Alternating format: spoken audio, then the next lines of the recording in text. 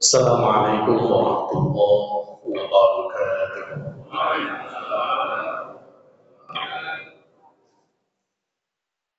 Alhamdulillahilladzi ja'ala Ramadhana sayyida ash-shuhur wa farada fihi as-siyam wa unzila fihi al-Qur'an. Nashhadu an la ilaha illallah wahdahu la syarika lah syahadatan nafuzu biha fi daril aman. ونشهد أن سيدنا محمدا عبده ورسوله وصيلة العظمى في نيل الغفران. اللهم صل وسلم وبارك على سيدنا محمد وعلى آله وصحبه أجمعين. أما بعد، فيا أيها الناس، para ulama, tokoh masyarakat yang sama-sama kita muliakan, para ulama, para ustaz, bapak imam dan pengurus masjid yang sama-sama kita muliakan, para orang tua kami dan yang dituakan dalam majelis ini yang sama-sama kita muliakan, bapak ibu kaum muslimin dan muslimat yang dirahmati Allah Subhanahu wa Ta'ala.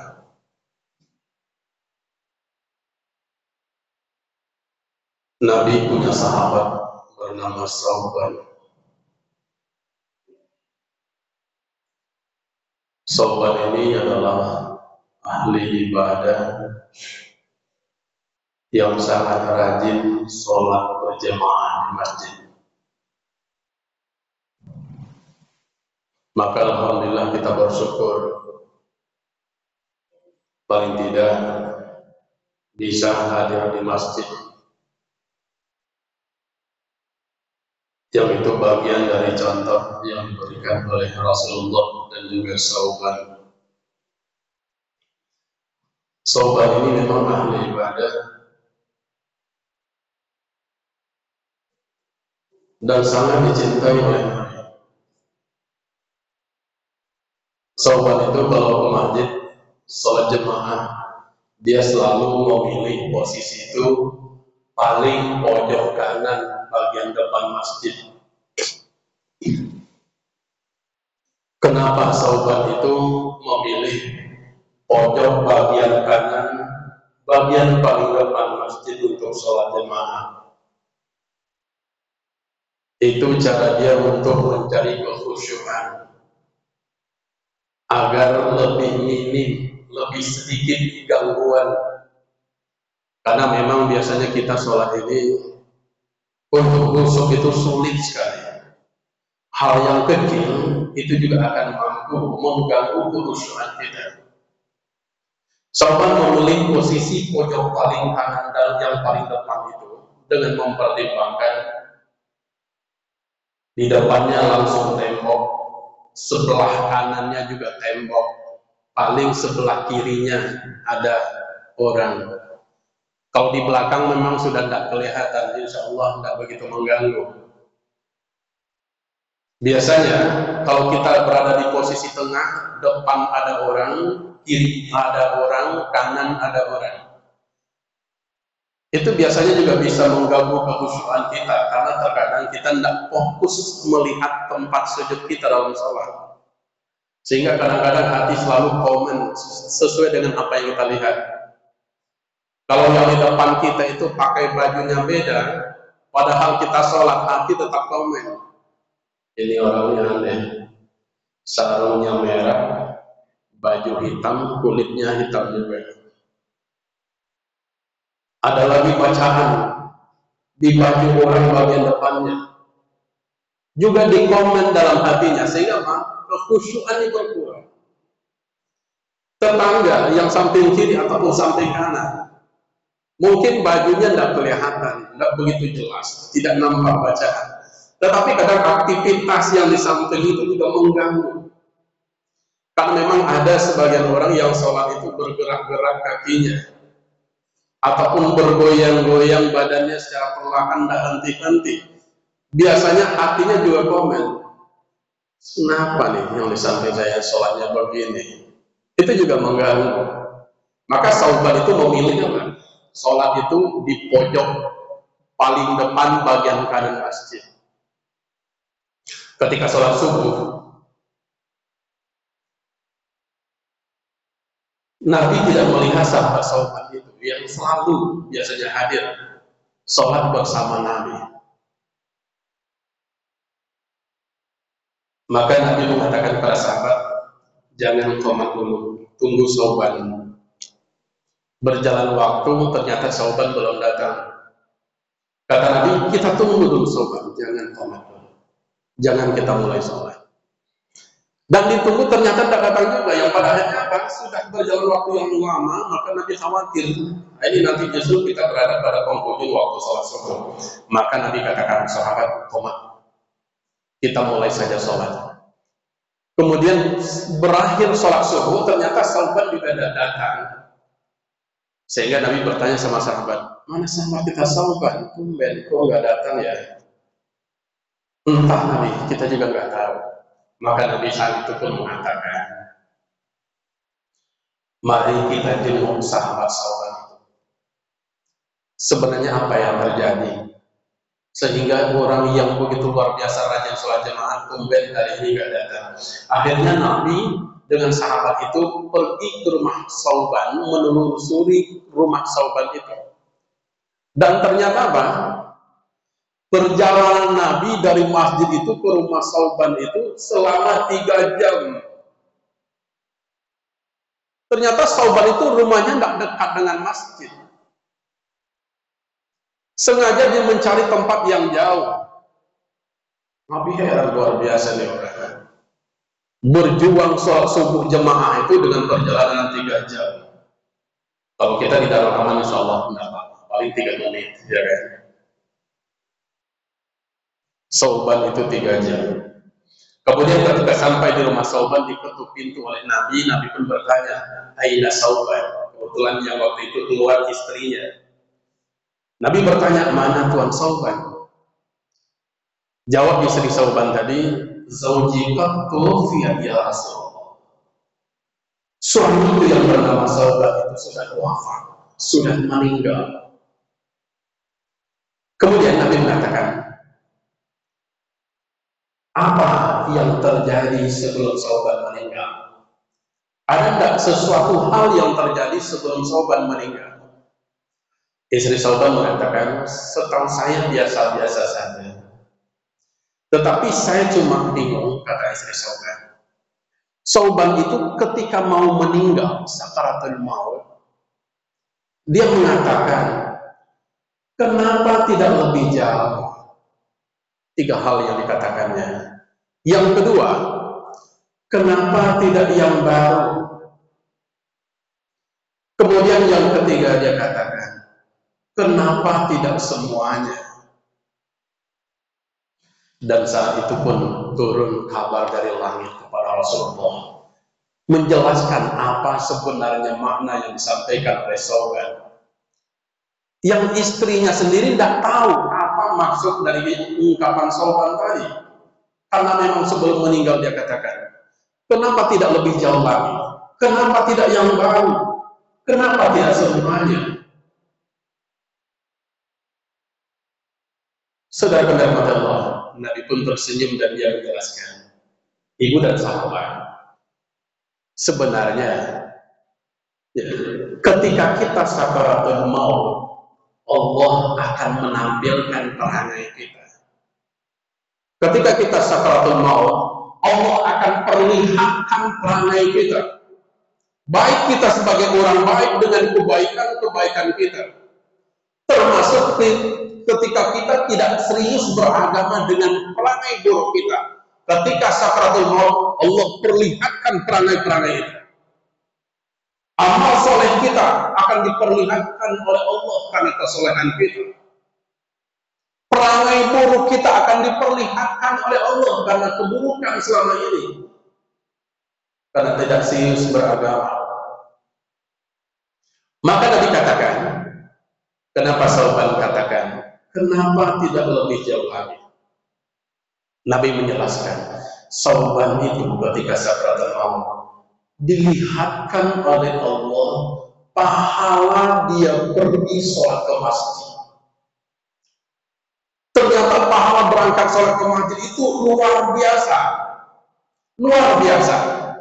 Sehingga Pak, Sauban yang ahli ibadah, yang rajin sholat jemaah di masjidnya, itu dia masih merasa rugi dengan sholat yang hitungan dia masih kurang jarak masjid dari rumah dia. Seharusnya Pak, dia harus pergi lagi ke masjid yang lebih jauh dari itu. Kenapa? Semakin banyak langkah yang kita langkahkan, semakin banyak pahala, fadilah, keutamaan dari Allah Subhanahu wa Ta'ala. Sauban ahli sholat jemaah di masjid itu yang masih merasa kurang dengan jarak masjid dari rumahnya, padahal perjalanan jalan kaki itu 3 jam. Pesan moral bagi kita, kalaulah Sauban itu 3 jam perjalanan, dia kejar, janganlah kita hanya jarak 3 menit kita tinggalkan masjid yang dekat ini. Karena ini nanti juga akan ditayangkan. Saat itulah baru kita menyesal ketika sakratul maut. Dilihat kebaikan-kebaikan dari ibadah hadir kita di masjid. Ternyata kaulah semakin rajin, semakin banyak hadir di masjid, insya Allah. Banyak kebaikan-kebaikan yang akan dapat menyelamatkan kita dari Allah di akhir nanti. Hadir saja kita di masjid itu 25 kebaikan diberikan Allah. Setiap kebaikan satu ke yang lainnya itu 500 tahun kebaikan. Kebaikan 2 yang ketiga itu 500 tahun nilainya kebaikan. Maka itu pentingnya kita hadir berangkat ke masjid. Maka insya Allah saya yakin fadilah kebaikan itu juga akan didapatkan oleh Bapak Ibu jemaah Darul Aman ini. Amin ya rabbal alamin. Bapak Ibu yang saya muliakan, kenapa begitu pentingnya ke masjid itu? Sehingga fadilahnya luar biasa, karena memang ini Baitullah, ini rumah Allah. Kaulah dikatakan rumah Allah, Allah sebagai sumber hidayah, dan masjid inilah sumber gudang hidayah di muka bumi ini. Maka kita kejar sumber hidayah ini agar kita menjadi lebih baik, lebih baik, lebih baik.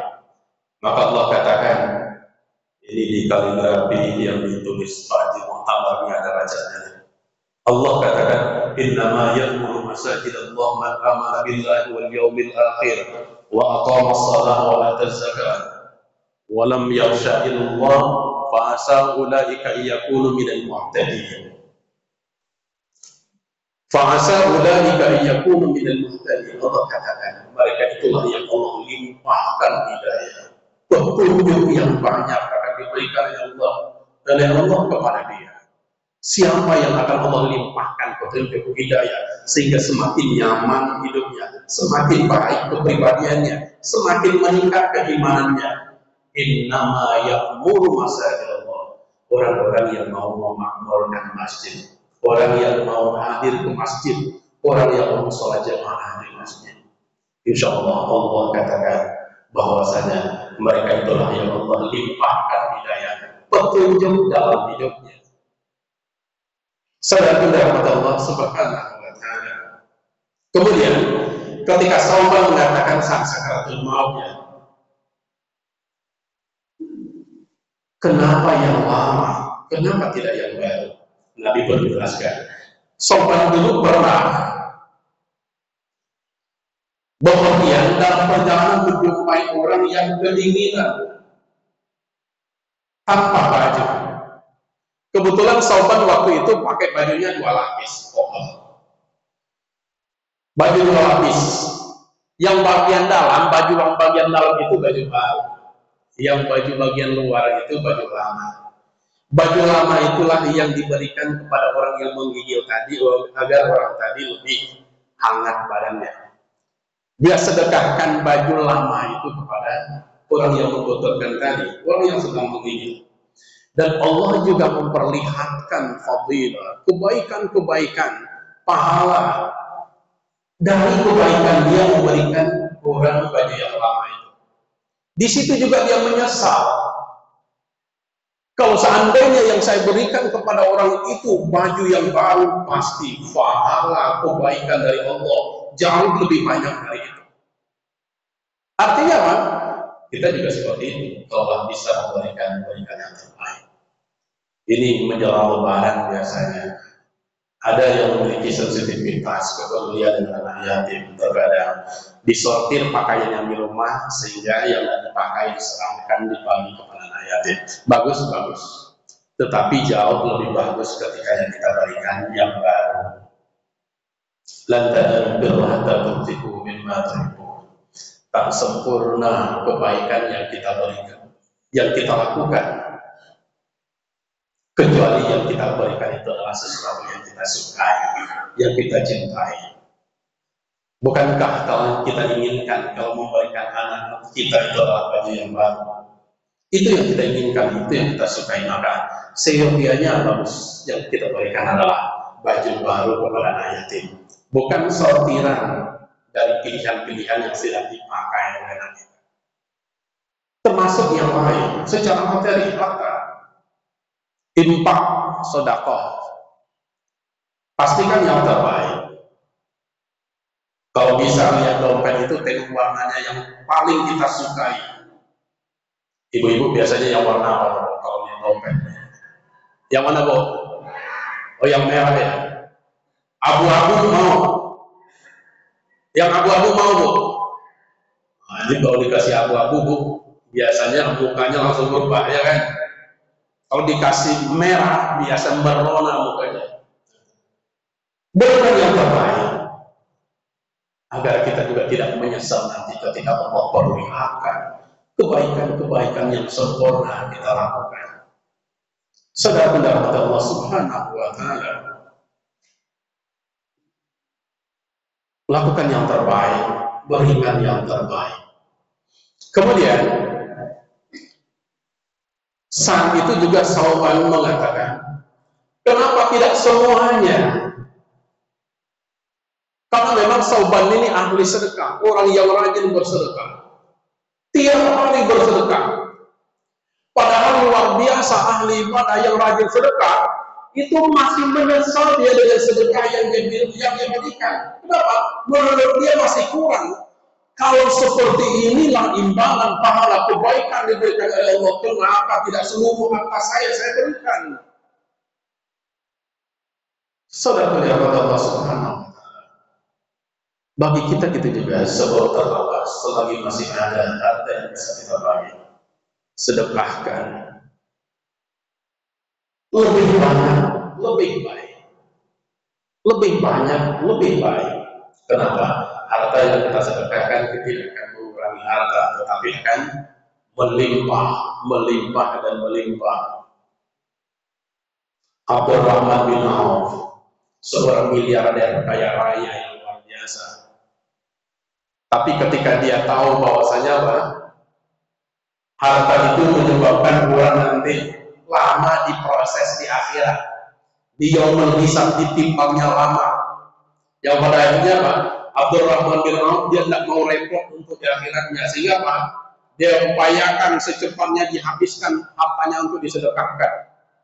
Tapi ternyata ketika dia sedekahkan banyak, mau dihabiskan hartanya melalui sedekah, justru apa? Untuk usahanya malah berlipat ganda.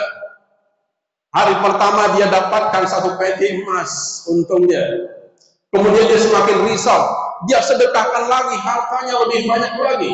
Dan ternyata pada hari kedua dia dapat untung 2 peti emas. Semakin dia sedekahkan, dalam pikiran dia semakin habis hartanya, sehingga dia nyaman. Ternyata semakin dia sedekahkan, semakin banyak hartanya. Karena memang sedekah itu adalah pupuk untuk menumbuh kembangkan harta. Sedekah adalah pupuk untuk menumbuh kembangkan harta. Maka ingin kaya, perbanyak sedekah. Kalau tidak ada sejarah, Orang rajin sedekah baru hidupnya tidak ada. La tuki fayuki alaih, kata Nabi. Jangan kau tahan hartamu. Kenapa? Ketika kamu tahan hartamu sehingga tidak mau bersedekah, kamu tahan hartamu sehingga kamu tidak peduli dengan orang lain, kamu tahan hartamu sehingga tidak mau untuk membantu pembangunan fasilitas ibadah ataupun fasilitas umum. Fayuki alaih, orang yang menahan hartanya itu, Allah akan tahan rizkinya ke depan. Orang yang tidak mau sedekah, bakhil, Allah akan tahan rizkinya yang sebenarnya sudah dipersiapkan Allah untuknya. Saudara-saudara Allah Subhanahu wa ta'ala. Maka tiga hal ini yang penting yang harus kita pahami agar kita tidak menyesal nanti sebelum mati. Dan kalau Allah perlihatkan kebaikan-kebaikan kita di bulan mulia ini, momen bagi kita untuk intenskan hadir di masjid, hidupkan masjid kita ini, kemudian juga berikan yang terbaik, sedekah yang terbaik, kemudian bangun kepedulian dengan sesama dengan bersedekah. Ini bagian dari hal-hal yang harus kita optimalkan dalam puasa Ramadan. Selain itu juga kita optimalkan, kita maksimalkan semaksimal mungkin ibadah puasa kita. Ibadah puasa kita maksimalkan agar nanti bernilai ibadah dan mendatangkan banyak kebaikan. Kenapa? Ibadah puasa ini luar biasa. Kebaikan, pahala, dan juga positifnya bagi kita. Dan itu sudah telah dilakukan riset, penelitian oleh pakar-pakar dunia, termasuk pakar-pakar barat. Dr. Yuri Nikolyev, itu seorang dokter dari kota Moskow, negara Rusia. Ketika ditanya sama pasiennya bertanya, what do you think is the most important discovery in our time? Menurut Tuhan, penemuan apa the biggest discovery? The most important discovery, penemuan yang paling penting pada zaman kita ini. Dr. Yuri yang non-Muslim itu mengatakan, in my opinion, menurut pendapat saya, the biggest discovery of our time is the ability to mind oneself physically, mentally, and spiritually through rational testing. Dr. Yuri itu mengatakan, menurut pendapat saya, the biggest discovery, penemuan yang paling besar pada zaman kita ini, kata Dr. Yuri yang non-Muslim tadi, ada perbuatan, ada amalan, dengan perbuatan tersebut ataupun amalan tersebut mampu menyebabkan orang yang pertama physically, secara fisik, younger physically, secara fisik dia akan lebih bisa menjadi awet muda. Dengan amalan tersebut orang akan lebih sehat lagi. Mentally dan juga secara mental, karakter, orang akan menjadi lebih baik dengan perbuatan tersebut. And spiritually dan juga secara spiritual, secara tarbiyah, secara batiniah, orang akan lebih menjadi baik lagi hatinya. Di akhir pemikirannya dia katakan through rational testing. Apa yang menyebabkan tiga itu bisa terjadi? Yaitu melalui puasa yang rasional, katanya. Puasa rasional itu apa? Puasa kita umat Islam ini yang berhenti makan dari terbit fajar sampai terbenam matahari. Itu puasanya logis, masuk akal, kata Dr. Yuri. Kenapa? Itu memberikan kebaikan. Kebaikan apa? Pertama, memberikan kebaikan secara fisik. Dengan puasa, fisik kita akan lebih sehat, imunitas, daya tahan tubuh kita akan menjadi lebih baik. Ada di antara kita ini penderita mah, bahkan kronis. Ingat sebelum Ramadan sarapan itu wajib. Kemudian nanti jam 10 harus ngemil. Jam 12 jangan terlambat harus makan. Sore harus makan. Dan sebelum ataupun malam harus makan. Sebelum makan malam harus makan lagi ngemil. Kalau enggak apa, mah kambuh, asam lambung naik, keringat dingin keluar.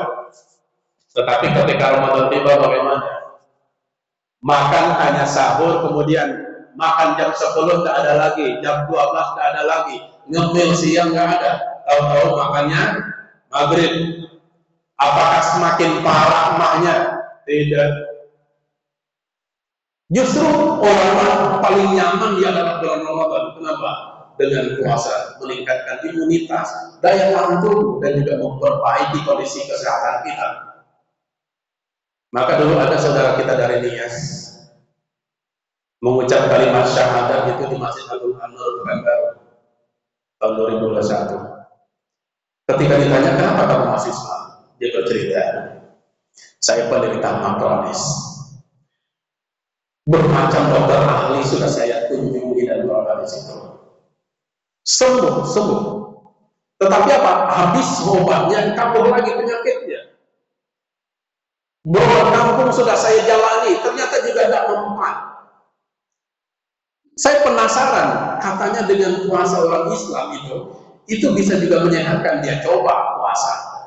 Puasanya Senin Kamis. Dia coba puasa Senin Kamis. Padahal waktu itu dia masih non-Muslim. Setelah puasa Senin Kamis, 2 minggu puasa sudah dirasakan nyaman itu asam lambungnya. Dia jalankan terus sampai sebulan, 2 bulan, sampai 11 bulan. Rutin dia puasa Senin Kamis, semakin nyaman dan dia merasakan mah itu. Ramadan tiba, dia tetap puasa seperti orang Muslim, puasa full 1 bulan. Padahal saat itu dia masih non-Muslim. Disitulah dia kagum dengan ibadah puasa. Maka setelah itu, setelah Ramadan, dia pergi ke Masjid Agung An-Nur mengucap kalimat syahadat. Kenapa? Luar biasanya puasa.